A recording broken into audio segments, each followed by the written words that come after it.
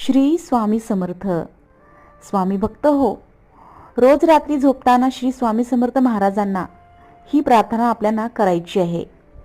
सर्वात पहिल्यांदा श्री स्वामी समर्थ महाराजांच्या समोर बसून आपल्याला त्यांना नमस्कार करायचा आहे, त्यांना मुजरा करायचा आहे आणि त्यानंतर हात जोडून त्यांना ही प्रार्थना करायची आहे की हे स्वामी, माझ्याकडून दिवसभरात काही चूक झाली असल्यास, माझ्या बोलण्यातून कुणाचे मन दुखावले असल्यास मला मनापासून क्षमा असावी.